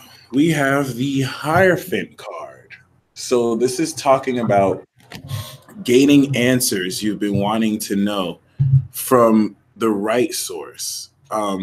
There's the meaning of this card, but intuitively, I'm more picking up like people have been giving you their opinions, but now you're getting an answer from established authority. But this is the best thing I love about this card. It's talking about status quo, and it's talking about adhering by the rules. But we have the 7 of Swords with the 10 of Swords. So there's a facet of you that's kind of becoming bohemian, where it's like, this is what's right to do, but I'm going to do it my own way. I'm going to rebel against this system and established order. But the reason why I said, how did I know? You want to be careful about someone who might be doing this towards you, someone who might be deceptive. Like the 7 of Swords is walking away from the 10, who might have backstabbed this individual. Okay, so be mindful of someone taking advantage of your kindness, because they're going to take advantage of you living by integrity and doing things right. And because they know you'll do things right, they might act unconventional. So you just got to remind them that you're wise too, unless this is you that's the one being sneaky and shady. And that doesn't always have to be a bad thing. You know, it really depends on you.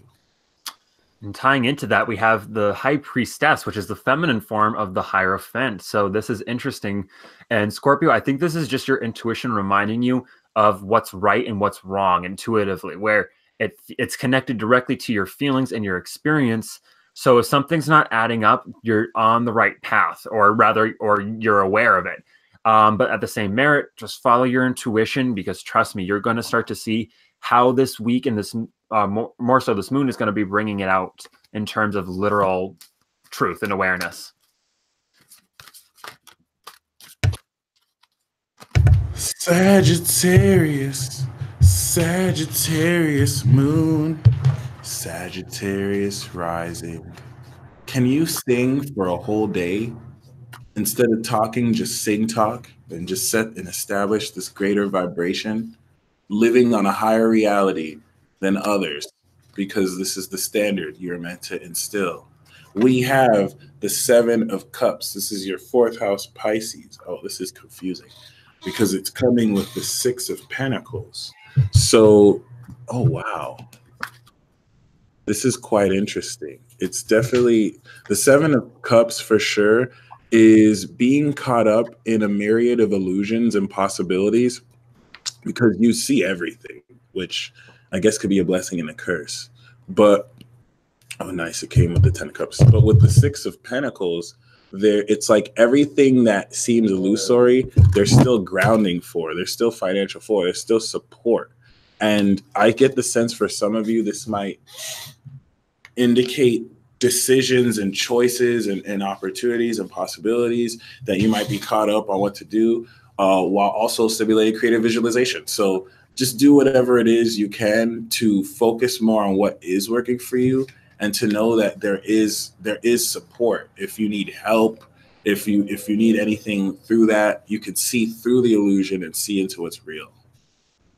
Ooh, to complement that perfectly and simply, we got the Star card for you, Sag. So it's really just going to be as simple as you being you and not being afraid to channel that beautiful intuition and to flow beautifully with the divine. Because it's interesting, because the Star card woman, she has 2 containers of water, as does the Temperance card, which is the card of Sagittarius. So very interesting. So Sag is really just going to be as clear as day. So don't be afraid to think more bigger, because the Star card's guaranteeing you understanding.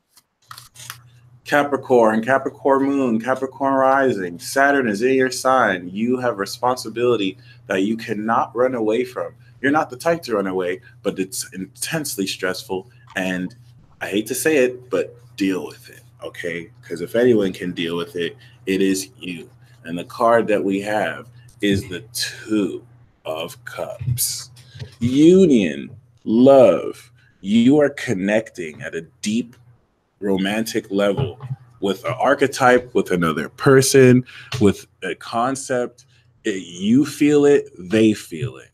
Okay, you feel what they feel. You're really establishing the mutual connection. And is this really a surprise? You have the North Node in your seventh house. You're all being geared to really step into the most significant partnerships of your entire life. Okay, and this is coming with the Page of Swords. So there's a new understanding of a psychic connect. This is a spiritual marriage. There's a new understanding of a spiritual marriage that you have, especially when it comes to perhaps, because the Knave of Swords is like kind of someone spying on you and watching you, but it's also being alerted to the truth.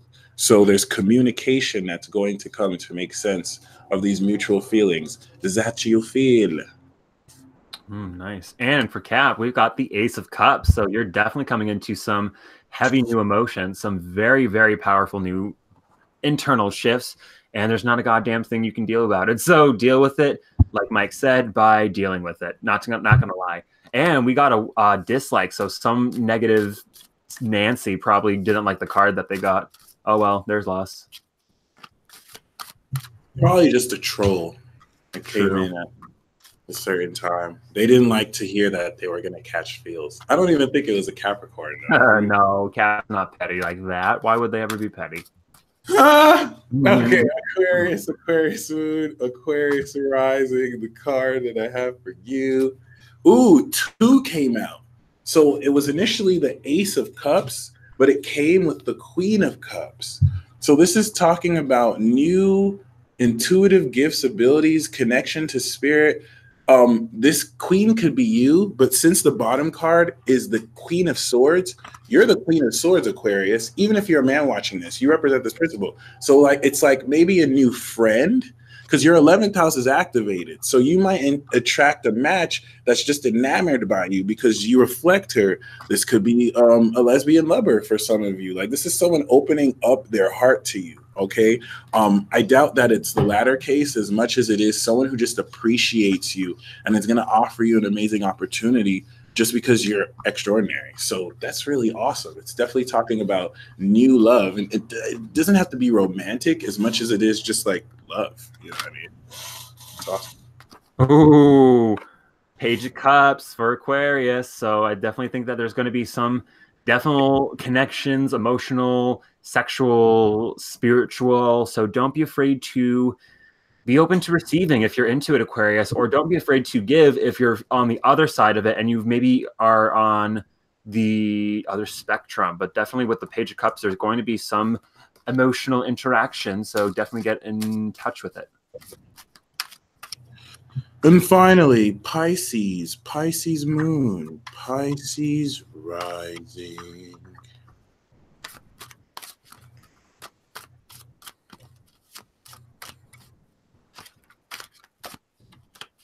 We have the Knight of Pentacles, which is Virgo, your partner sign, right? Which is urging consistency and practicalness. Can I get a clarifier? Okay. Which is urging consistency and a practical nature and a more realistic understanding. It's going to really stabilize your material ambitions and efforts. So I asked for a clarifier because the bottom card was the Three of Swords. So that lets me know maybe you're either mending a disagreement or a misunderstanding, or you might be facing betrayal from this influence. And so when I asked for a clarifier here, I got the Queen of Cups, which I feel represents you. It's like you connecting with this knight, but there's a Three of Swords in between you, maybe past hurt and pain that has separated you. So for any of you in separation, I get the sense that this is coming back. And this doesn't have to be with a person. It could be with work. It could be with some type of concept. So I'm going to pull a bonus card for you, Pisces, because you're you. And we have the Chariot. So there's victory here. There's definitely like pass, go, and collect 200 energy with the Nine of Pentacles as well. So definitely shine on and definitely strut yourself. With the Chariot card, you know, there are people enjoying it, but there are people who hate on the Chariot too. There are people that, as you do what you do, they project their negative emotions. And do you think the Chariot cares? The Chariot is just shining. It's like, man, I'm the winner. Like, screw what you think. So yeah, keep that in mind. Righteous. And you got the Four of Swords, Pisces. So it's really as simple as just honoring your mindset. And that includes resting and taking it easy and remembering that magic doesn't come from control, but a lack or an observation of the notion of what control really is. So take it easy, Pisces, because it's really just as simple as learning how to take a nap. It really is. Nice. Learning how to take a nap as opposed to just napping. That was really good. So the last card that we have for everybody involved in the shindiggy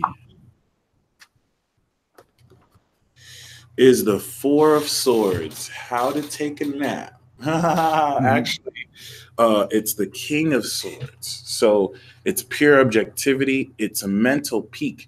And this is going to be gained through meditation and relaxation. So the King of Swords definitely has a victory to share. You're going to receive a highly intellectual, objective view and perspective of your situation that will come actually through rest and meditation, vacation, and really just allowing yourself to rest when needed. So, especially if there's been any conflicts, it's going to resolve quite nicely. You might have a peaceful outcome to some sitches. True. And we have the Five of Wands, but the Chariot. So we are overcoming any conflict with great victory. This is talking about arousing success and triumph. So don't be afraid to express your opinion because you very well might be right. And of course, in the realm of right or wrong, there's perspective, but this is reminding us to really not be afraid to plant our roots and to go forward and to move and to do our thing. So this is truly, truly an amazing, amazing new moon. Thank you all so much for being here. Thank you so much for liking, commenting, sharing, subscribing, and definitely don't be afraid to check us out at highvibe.tv. And if there's anything, Mike, you want to share? Just breathe, ladies and gentlemen. Just breathe, just imagine, just see, and just be. Amen. So thank you all once again. And until next time, always remember, dear souls, that only love is real.